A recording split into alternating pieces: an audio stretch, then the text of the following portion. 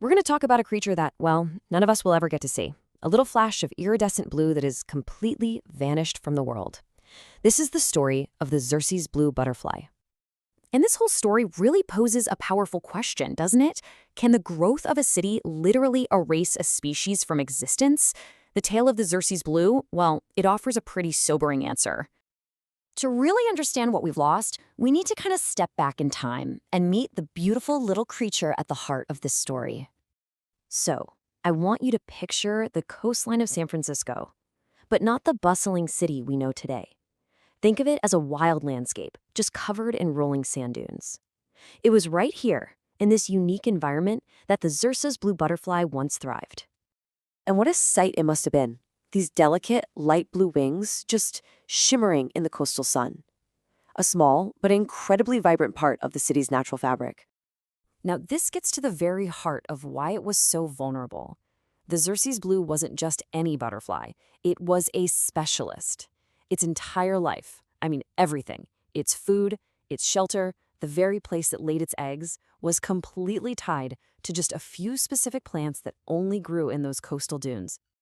But this delicate dependency, well, it would ultimately become its downfall. The butterfly's home was starting to disappear. As San Francisco started to boom, a classic conflict ignited. The relentless expansion of the city, pushing up against the fragile existence of the native wildlife that called that place home. You could see the clash coming a mile away. On one side, you had the butterfly's entire world, a delicate ecosystem of sand and native plants. And on the other, the unstoppable force of urban growth, buildings and roads just paving right over that natural landscape. The outcome was predictable, and it was swift. To build a new city, the old world was simply erased. The dunes were flattened, and those unique plants the butterfly depended on were bulldozed into memory. And this wasn't just about losing a little territory.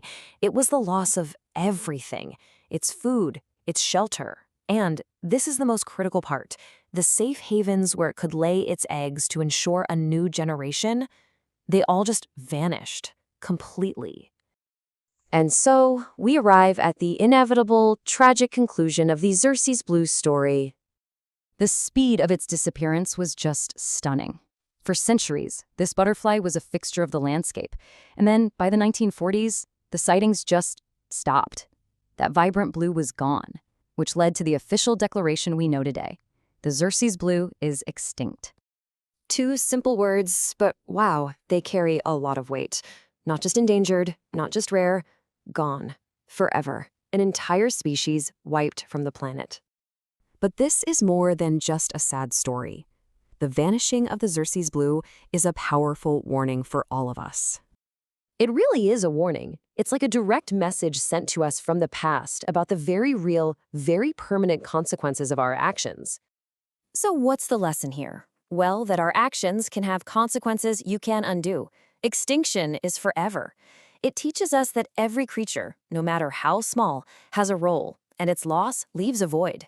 And above all, it highlights the desperate need to protect natural habitats, because the story of the Xerces Blue could easily be the story of another species tomorrow. So maybe the next time you see a butterfly, it can be a moment of reflection. A little reminder that these small, beautiful creatures are part of a vast, interconnected web, and that their survival is deeply tied to the world we decide to build around them. You know, the story of the Xerces Blue now exists only in books and museum cases. So the final question isn't about the past, it's about the future. Which creature is going to be the next one to exist only in our memories?